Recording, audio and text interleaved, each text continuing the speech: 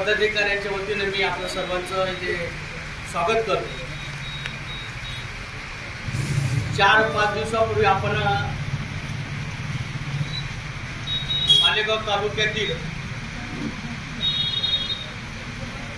एक परिवारानं मोर्चामध्ये ज्या पद्धतीने पालकमंत्री आदरणीय दादासाहेबांवर ॲलिगेशन केले त्या संदर्भात आपणाशी आम्ही सविस्तर बोललो होतो। आपणा सर्वांना ठाऊक आहे, आपण ज्या जागेवर ज्या भागात बसलेलो आहे या भागात मालेगाव तालुक्यातील माजी मंत्री, जिल्हा बँकेचे माजी चेअरमन यांनी जिल्हा बँकेकडून जे कर्ज घेतलं, मागील बैठकीतही आपण या विषयावर चर्चा केली। आता सविस्तर पदाधिकारी आपल्याशी त्याबाबत चर्चा करणार आहे। आम्हाला सर्वांना ठाऊक आहे की ही न्यायालयीन बाब आहे, न्यायालयात ही केस चालू आहे। कालच या केस संदर्भात माननीय अद्वय आबा हिरे यांना अधिकाऱ्यांनी, पोलीस डिपार्टमेंटने कोर्टाच्या आदेशानुसार अटक केलेली आहे आणि न्यायालयाने त्यांना 4-5 दिवसाचा पोलीस कस्टडी दिलेली आहे। एकच आम्हाला इथे सांगायचं आहे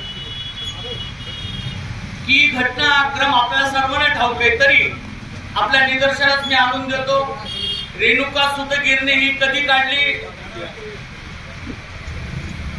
रेणुका सूतगिरणी काढल्यानंतर त्याचे कशा पद्धतीने शेअर घेतले गेले, पैसे कशा पद्धतीने कलेक्शन केले गेलं, चेअरमन त्यांचे या रेणुका सूतगिरणीचे चेअरमन सन्माननीय स्मिताताई हिरे या चेअरमन होत्या, जिल्हा बँकेचे चेअरमन अद्वय आबा हिरे होते, डायरेक्टर प्रशांत हिरे हे होते।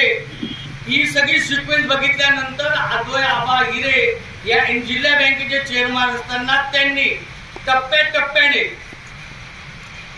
अधिकाऱ्यांनी नकारात्मक भूमिका घेतलेली असताना सुद्धा त्यांनी टप्प्याटप्प्याने 7.5 कोटी 46 लाख अशा पद्धतीने बँकेचं कर्ज उचललं। हे काय शिवसेनेने सांगितलं होतं की कर्ज उचला, कर्ज घ्या, बँकेकडे खूप पैसे झालेले नाही। बँकेने नोटिसा दिल्या की आपण इतकं कर्ज घेतलंय, चेअरमन असताना नकारात्मक अधिकाऱ्यांची भूमिका असताना तुम्ही ते पेड केली गेली पाहिजे, टप्प्याटप्प्याने तुम्ही परतफेड केली पाहिजे। त्यांनी परतफेड केली नाही। मग नियमानुसार बँकेने जी प्रोसिजर असते, नोटीस देणं, 101 करणं, जप्ती, वॉरंट, ह्या पद्धतीने सर्व भूमिका केल्यानंतर कोणत्याही गोष्टीला दाद न देता त्या बँकेचे चेअरमन होते, डायरेक्टर होते, रेणुका सूतगिरणीचे चेअरमन यांनी कोणतीही दखल न घेतल्यामुळे बँकेने स्वतः ही भूमिका घेतली की बँकेचे पैसे पेड होत नाही, मुद्दल व्याज सकट दिलं जात नाही, म्हणून सदरू कोर्टानं त्यांना त्वरित अटक करा असा आदेश दिला। मी प्रमोद पाटील विनोद भाऊंना सांगतो की ती प्रोसिजर आपण त्या ठिकाणी त्यांना सांगितली आहे। आदरणीय संजय शिवसारे साहेबांनी ज्या पद्धतीने सांगितलं की सदरील प्रकरण हे न्यायालयीन बाब आहे आणि आम्ही या न्यायालयीन प्रक्रियेमध्ये आम्ही कोणताही हस्तक्षेप करू इच्छित नाही। खरं तर आपला देश कायदा, नियम आणि संविधानावर चालतो, आपल्या सर्वांना माहीत आहे आणि कायदा कायद्याचे काम करेल। पण मी आपल्या सर्वांना जे आता भाऊंनी सांगितलं की NDCC बँकेने एका संस्थेला कर्ज दिलं आणि त्या संस्थेने त्या कर्जाचा गैरवापर केला व त्याची अद्यापपर्यंत फेड केली नाही आणि म्हणून त्यावर गुन्हा दाखल झाला। ही जी काही वसुलीसाठी मोहीम राबवली जात आहे त्याची सर्व प्रक्रिया सुरू आहे। मी आपल्याला त्याची काही पूर्व माहिती आपल्या सर्व मालेगावकरांना माहीत व्हावी। रेणुका देवी नाशिक जिल्हा महिला सहकारी सूतगिरणी 1994 मध्ये माननीय पुष्पाताई हिरे मंत्री असताना माननीय स्मिताताई हिरे यांनी मालेगावातून अधिकृत परवानगी न घेता, कोणत्याही प्रकारची अधिकृत परवानगी न करता रेणुका देवी नाशिक जिल्हा सूतगिरणीचे हजारो लोकांकडून लाखो रुपये गोळा केले। 1994 मध्ये 1997 मध्ये रेणुका देवी सूतगिरणीची स्थापना झाली। तोपर्यंत या सूतगिरणीची कोणतीही स्थापना झालेली नाही। 1997 पासून ते 2008 पर्यंत रेणुका देवी नाशिक जिल्हा महिला सहकारी सूतगिरणीचं कोणत्याही प्रकारचं काही कामकाज त्या ठिकाणी केलेलं नाही। 2008 साली सदरील सूतगिरणीचं रूपांतर रेणुका देवी यंत्रमाग औद्योगिक सहकारी संस्था यामध्ये त्याचं रूपांतर केलं गेलं। त्याच्या हे सर्व कागदपत्र आपल्याला मी दाखवतो। त्या 2008 मध्ये या औद्योगिक सहकारी संस्थेच्या चेअरमन होत्या आदरणीय स्मिताताई हिरे, स्मिताताई प्रशांत हिरे आणि त्यांच्यासोबत इतर 12 संचालिका असं त्या संस्थेचं निर्माण त्या ठिकाणी केलं गेलं। सूतगिरणीचं रूपांतर त्याच्यामध्ये केलं। त्यानंतर 2012-13ला ज्यावेळेस अद्वै हिरे एनडीसीसी बँकेचे चेअरमन होते, त्यावेळेस या सदरील औद्योगिक संस्थेने, यंत्रमाग औद्योगिक संस्थेने एनडीसीसी बँकेकडे, जी एनडीसीसी बँक ही शेतकऱ्यांची अर्थवाहिनी आहे, शेतकऱ्यांच्या जीवनामध्ये त्या ठिकाणी मदत देण्यासाठी, कर्ज पुरवठा करण्यासाठी एनडीसीसी बँक आहे, त्या एनडीसीसी बँकेकडे या संस्थेने कर्ज मंजुरीचा प्रस्ताव दाखल केला।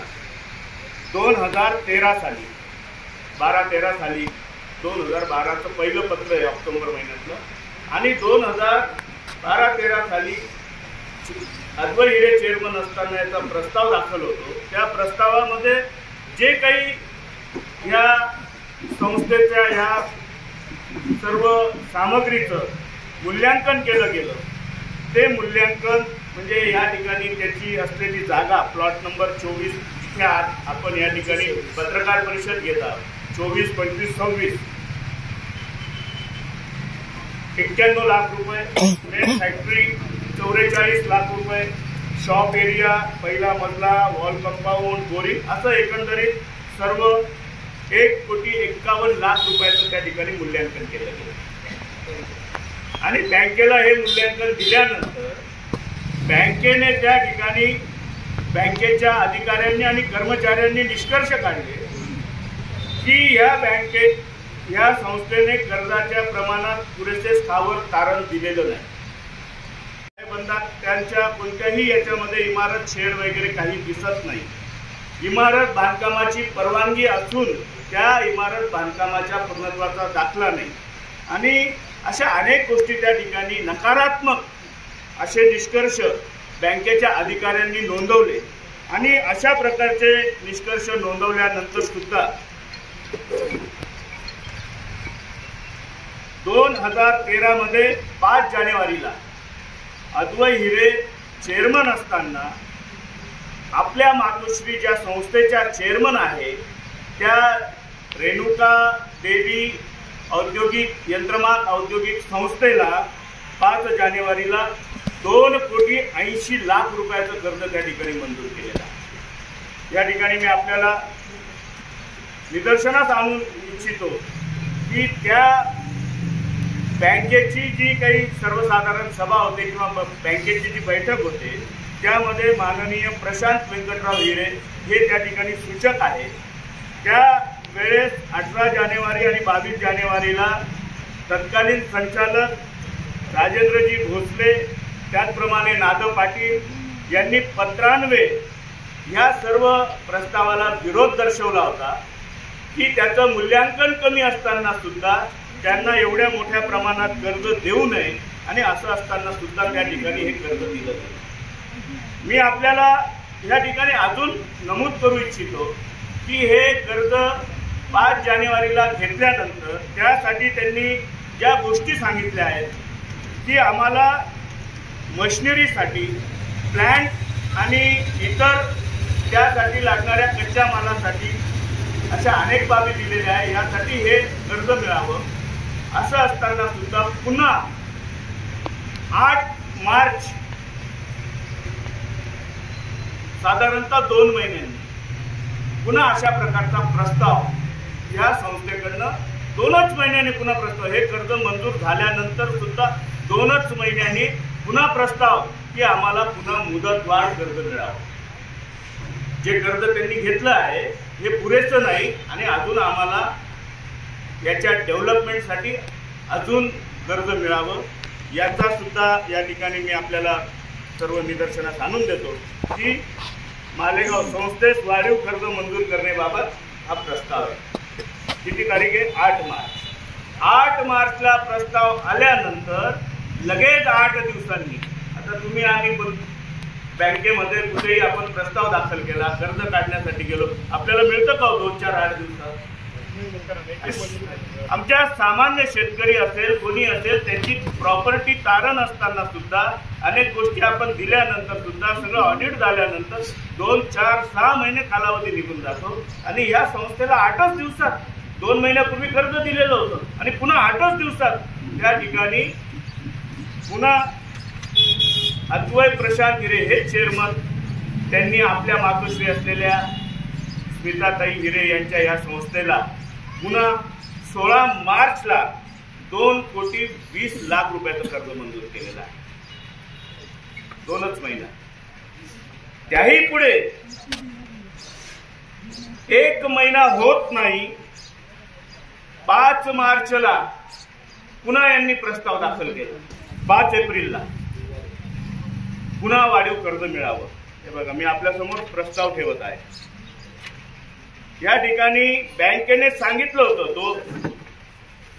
2,20,00,000 रुपयाचं कर्ज मंजूर होत असताना बँकेच्या अधिकाऱ्यांनी सांगितलं होतं की कर्ज रकमे इतके तारण नाही, तारण अपुरे आहे, त्यामुळे कार्यालयाची शिफारस नाही. असं असताना 2,20,00,000 रुपये कर्ज, त्यानंतर 1च महिन्यात पुन्हा बँकेकडे, हे बघा, 5 एप्रिल 2013 रेणुका देवी यंत्रमाग औद्योगिक सहकारी संस्था मालेगाव संस्थेस वाढीव कर्ज मंजूर करण्याबाबत 3ऱ्या वेळेस 1च महिन्यात वाढीव कर्ज मिळावं म्हणून पुन्हा अर्ज, पुन्हा प्रस्ताव.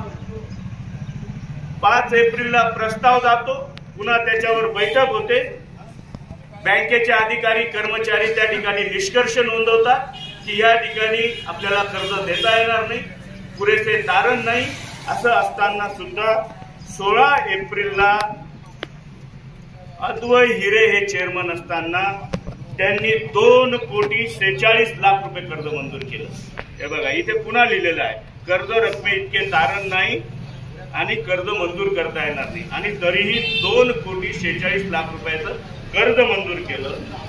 म्हणजे एकूण पहिले 2,80,00,000 5 जानेवारीला, 16 मार्चला 2,20,00,000, 16 एप्रिलला 2,46,00,000, म्हणजे 3-3.5 महिन्यात एकूण 7,46,00,000 रुपयाचं कर्ज बँकेच्या अधिकाऱ्यांचे नकारात्मक शेरे असताना सुद्धा अद्वय प्रशांत हिरे यांनी आपल्या मातोश्री ज्या संस्थेच्या चेअरमन आहेत त्या संस्थेला पुन्हा हे एकूण एवढं कर्ज त्या ठिकाणी दिलं.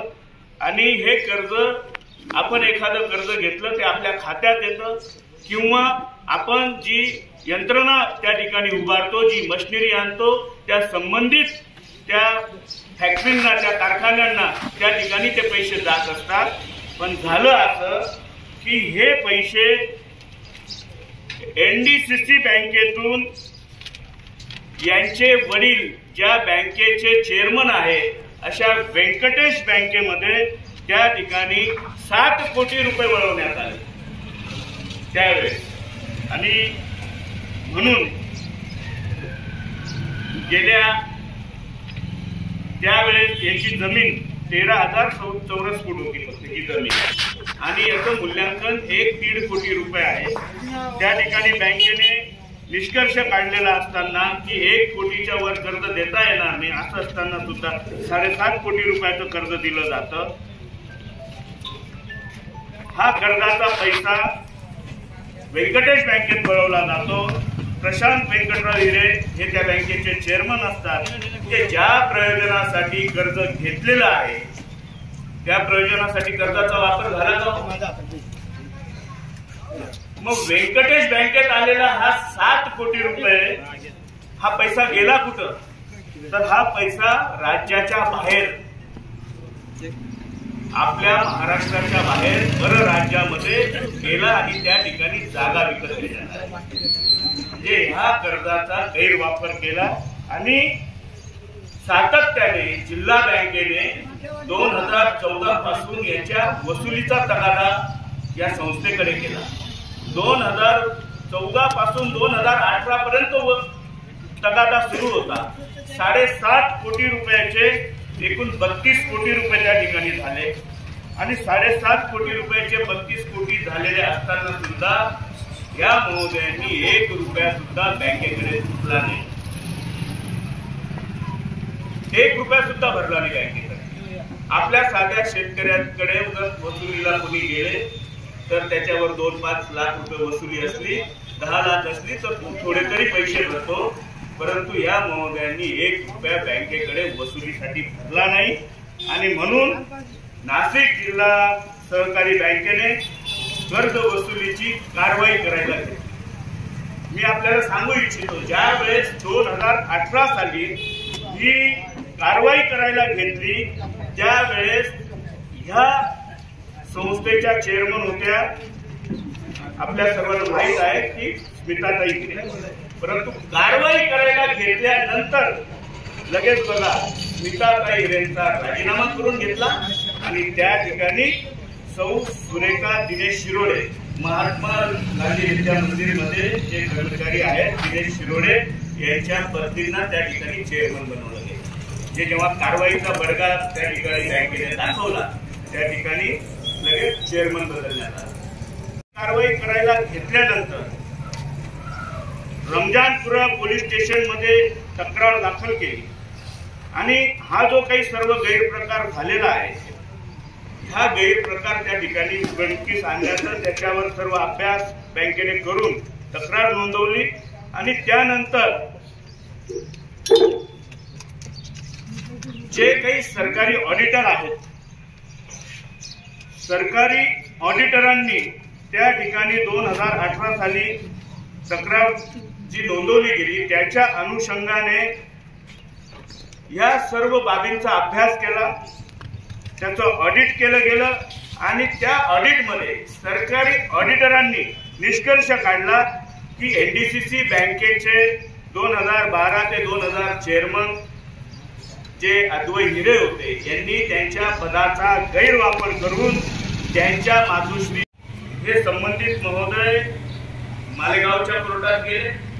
माननीय कोर्टामध्ये गेल्यानंतर त्या ठिकाणी कोर्टाच्या निदर्शनास जे काही सर्व कागदपत्र होते त्याचा अभ्यासपूर्वक सर्व अभ्यास केल्यानंतर त्यांना असं निष्कर्ष आढळून आलं की अद्वै हिरे यांचा याच्यामध्ये मुख्य सहभाग आहे, कारण हे 32 कोटीचं कर्ज 2023 पर्यंत 35 कोटी 90 लाख रुपये झालं होतं आणि ह्या रकमेच्या अगेन्स्ट मध्ये यांच्या मिळकती जप्त झाल्या पाहिजे, हे पैसे कुठे गेले याचा तपास केला गेला पाहिजे, ह्या पैशाचा गैरवापर करताना यांनी अजून कोणत्या मिळकती घेतल्या ही सर्व चौकशी केली पाहिजे, कारण ह्या गुन्ह्याचा मुख्य सूत्रधार, कारण हे मास्टर माइंड आहेत, या मास्टर माइंडने कोर्टाने माननीय न्यायालयाने सांगितलं की या ठिकाणी यांचा मुख्य सहभाग असून ह्या गुन्ह्याचे मुख्य सूत्रधार, मुख्य मास्टर माइंड हे अद्वै हिरे आहेत आणि म्हणून आम्ही त्यांचा जामीन या ठिकाणी फेटाळत आहोत असं माननीय न्यायालयाने आपल्या मालेगावच्या न्यायालयाने सांगितलं। त्याच्यानंतर यांनी हायकोर्टात धाव घेतली, माननीय उच्च न्यायालयात गेल्यानंतर त्या ठिकाणी माननीय उच्च न्यायालयाने काही दिवसांपुरता 25 लाख रुपयाचा अंतरिम जामीन त्यावेळेस मंजूर केला। त्या ठिकाणी त्यांनी स्ट्रॉंग स्ट्रक्चर पास केलं माननीय उच्च न्यायालयाने। त्या ठिकाणी ते केल्यानंतर काही दिवस गेले आणि मग पुन्हा त्याची जी काही मुदत असते ती संपली। यांनी पुन्हा धाव घेतली आणि पुन्हा हायकोर्टामध्ये धाव घेतल्यानंतर माननीय न्यायमूर्तींनी, उच्च न्यायालयाच्या न्यायमूर्तींनी त्यांचा अटकपूर्व जो जामीन होता तो रिजेक्ट केला आणि स्ट्रॉंग स्ट्रक्चर पास केलं आणि त्याला की हे मुख्य सूत्रधार असल्यामुळे, यांनी हे ठरवून प्लॅनिंगने केलेलं असल्यामुळे त्यांना सुप्रीम कोर्टात जाण्याचा जो तात्पुरता कालावधी मिळतो तो सुद्धा नाकारण्यात आलेला आहे। माझी या ठिकाणी एवढंच आपल्या सगळ्यांना सांगू इच्छितो आणि माझं त्या ठिकाणी काही नोंद आहे की एनडीसीसी बँकेचे अधिकारी, त्यानंतर आपल्या माननीय जिल्हा न्यायालय, त्यानंतर माननीय उच्च न्यायालय आणि सरकारी ऑडिटर, ह्या चारही सरकारच्या यंत्रणा आहेत। ह्या कोणाच्या दबावाखाली, ह्या स्वतंत्र यंत्रणा आहेत।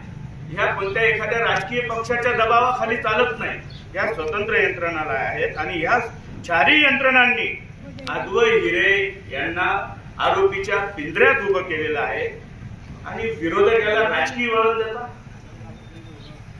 आदरणीय संजीव भाऊंनी ज्या पद्धतीने सांगितलं की या ठिकाणी की हे माननीय पालकमंत्री महोदयांचं षडयंत्र किंवा या ठिकाणी राजकीय आक्षापोटी, त्यामध्ये आम्ही कुठून हस्तक्षेप करणार? तुम्ही गुन्हा केला, तुम्ही ठरवून गुन्हा केला आणि म्हणून माननीय उच्च न्यायालयाने अशा प्रकारचा आदेश दिला आणि त्यामुळे आपल्याला अटक झाली। माझं एवढंच म्हणणं आहे की माननीय उच्च न्यायालय आणि न्यायालयाने ज्या पद्धतीने हा फसवणुकीचा गुन्हा केल्याचा निष्कर्ष काढला आणि त्यांना त्या ठिकाणी अटक करण्याच्या बाबतीत आदेश दिले, तर याच्यावर विरोधक म्हणजे उबाटावाले असतील किंवा अन्य नेते असतील, त्यांच्यातले जे काही खोटे नाटे ताशेरे होत आहेत, हा माननीय उच्च न्यायालयाचा अपमान आहे।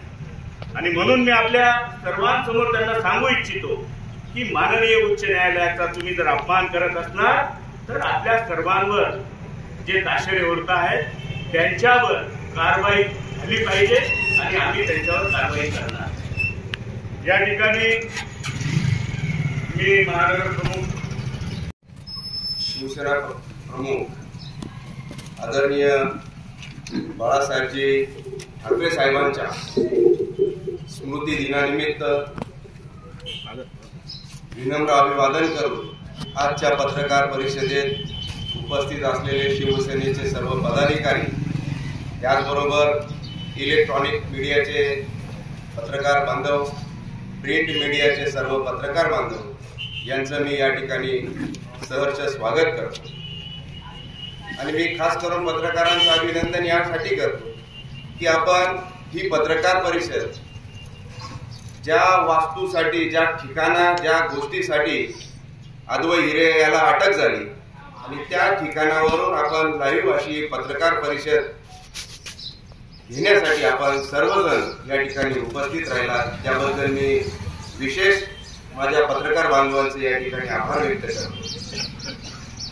आता सर्व पदाधिकाऱ्यांनी आपल्याला इतंभूत अशी माहिती या सूतगिरणीच्या बाबतीत आपल्याला दिलेली आहे। मी या ठिकाणी आपल्या सर्व चॅनेल्सच्या माध्यमातून या मालेगाव शहराला, या नाशिक जिल्ह्याला सांगू इच्छितो की ज्या अद्वै हिरेला पोलिसांनी योग्य ती कारवाई करून, त्याचबरोबर मेहरबान कोर्टाने सर्व कागदपत्रांची तपासणी करून पोलीस कोठडी सुनावलेली आहे, त्या अद्वै हिरेने 32 कोटी रुपये या एनडीसीसी बँकेचे थकवलेले आहे। खास करून शेतकऱ्याचा पाठीचा कणा समजल्या जाणाऱ्या एनडीसीसी बँकेला डबघाईस आणण्यामध्ये या अद्वै हिरेचा अग्रगण्य असा भाग आहे। आणि माझा आपल्या माध्यमातून प्रश्न आहे की जो अद्वै हिरे शेतकऱ्यांच्या हिताचा नाही, शेतकऱ्यांचा तो कैवारी नाही, अशा अद्वै हिरेला अटक होताच त्याचे बगलबच्चे या मालेगाव शहरात या घटनेचा निषेध व्यक्त करण्यासाठी एकवटतात. माझा त्या बगलबच्च्यांना प्रश्न आहे की तुम्ही अद्वै हिरेच्या या नाकर्तेपणाचे साक्षीदार होता आणि या मालेगाव शहरातील सर्व तालुक्यातील जिल्ह्यातील सर्व शेतकरी बांधवांच्या विरोधात आपण जी भूमिका घेतात याचं आपण जे समर्थन करतात त्या समर्थनाचा मी या ठिकाणी तीव्र शब्दात निषेध करतो. शेतकऱ्याचा पाठीचा कणा समजल्या जाणाऱ्या एनडीसीसी बँकेला डुबवण्यामध्ये यांचा अग्रगण्य असा सहभाग या हिरे कुटुंबियांचा आहे. आताच प्रमोद पाटील, संजय दुसाने यांनी सखोल अशी माहिती आपल्या समोर ठेवलेली आहे. कागदपत्रांसोबत या ठिकाणी मुद्दे या ठिकाणी उपस्थित केलेले आहेत. असे असताना योग्य ती कारवाई पोलीस प्रशासन व बँकेने त्याचबरोबर मेहरबान कोर्टाने केलेलीच आहे. मी या मंचावरून या पत्रकार परिषदेतून अद्वै हिरेच्या या सर्व बगलबच्च्यांना इशारा देऊ इच्छितो की आपण ज्याप्रमाणे पालकमंत्र्यांवर चिखलफेक करत आहात की हे सर्व पालकमंत्र्यांनी घडवून आणलेलं आहे, मी त्या बगलबच्च्यांना सांगू इच्छितो की हा देश कायदा आणि न्यायावर चालणारा देश आहे. डॉक्टर बाबासाहेब आंबेडकरांनी आपल्या सर्वांना कायदा दिलेला आहे आणि या कायद्याप्रमाणेच ही कारवाई झालेली आहे. कुणाच्या दबावामध्ये, कुणाच्या मार्गदर्शनामुळे ही कारवाई झालेली नसून गेल्या अनेक वर्षापासून तुमचं असलेलं पाप आज उघडकीस आलं. जर हेच पाप 10 वर्षापूर्वी उघडकीस आलं असतं तरी सुद्धा आपण तोच आरोप केला असता की हे आमदार दादाजी भुसेंनी केलेलं आहे आणि आजही तोच आरोप करताय.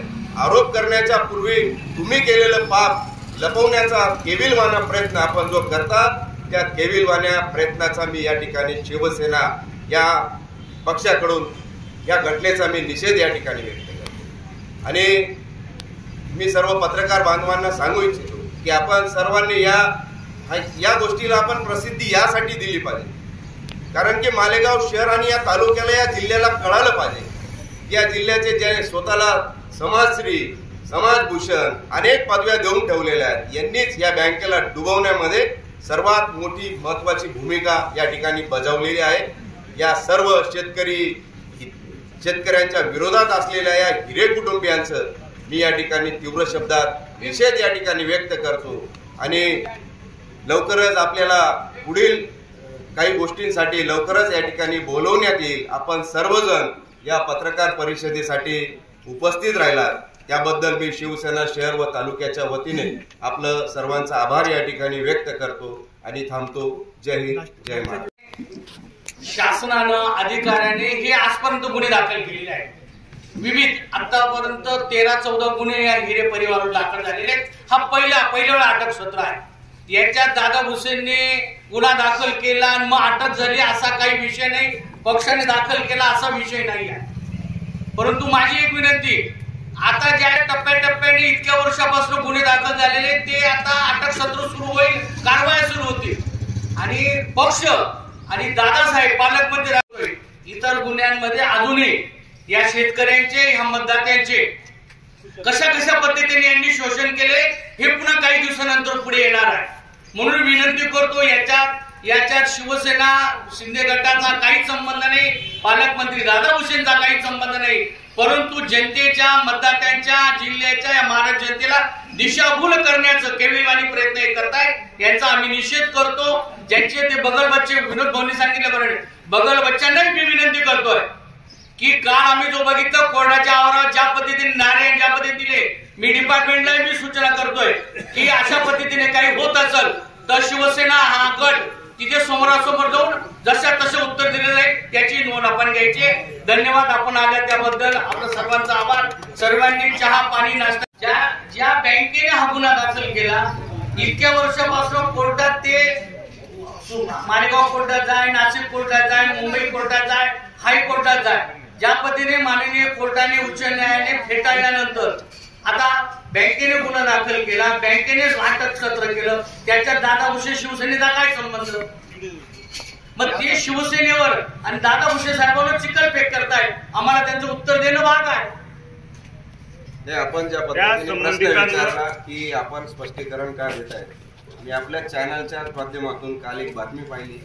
तो एक कोण बगल बच्चा त्याचा त्या ठिकाणी ज्या पद्धतीने त्या कोर्टाच्या आवारात पोटतिडकीने बोलत होता आणि तुमच्या चॅनलवर ते पाहिलं आणि अशा चॅनलवर दाखवल्यामुळे आम्हाला पत्रकार परिषदेतून सांगावं लागतं की आमचा याच्यात संबंध नाही. म्हणून या ठिकाणी आम्ही येऊन पत्रकार परिषद घेतली आणि ही सर्व घटनाक्रम कसा योग्य आहे हे या मालेगाव शहरातील जनतेला, या तालुक्यातील नव्हे तर या जिल्ह्यातील जनतेला कळावं यासाठी आम्ही स्पष्टीकरण न देत हे जे मुद्दे आहेत हे समोर ठेवत आहे. तुम्ही मगाशी म्हटले हा पैसा परराज्यात तुम्हाला एकंदरीत वस्तुस्थिती माहीत होती. पैसा परराज्यात गेला असं म्हटलं. नेमकं कसं परराज्यात गेला म्हणजे नेमकं काय झालं त्याचं? त्याची चौकशी आता सुरू आहे. तुम्ही बोलले ना परराज्यात गेले हे कशावर काय आधार? हे आम्ही तुम्हाला सूचना सांगितलेलं आहे. त्यांनी बँकेने मंजूर केलं, ते मंजूर केल्यानंतर त्यांच्या व्यंकटेश बँकेत आले, व्यंकटेश बँकेनंतर त्यांनी कुठे ट्रान्सफर केले हा तपास तुम्हाला 2-3 दिवसात दिला जाईल. कारण बँक त्यांची स्पष्टीकरण येत नाही. आमच्या निदर्शनात जे आले ते परराज्यात पैसे गेलेले आहेत. दाखल केलेला आहे. मध्यवर्ती सहकारी त्यांचे कर्मचारी इथे आले होते पुढे पत्रकार परिषद. न्यायालयीन बाब आहे. कोर्टाने त्यांना अटक केलेली आहे. आता 4 दिवसाची बीसी दिलेली आहे. कोर्टाने कोर्टाचं काम केलेले, बँकेने बँकेचं काम केलंय. आमच्यावर चिखलफेक करण्याचा प्रयत्न केविलवाणी प्रयत्न करताय म्हणून आम्ही हा खुलासा केलेला आहे. ओके.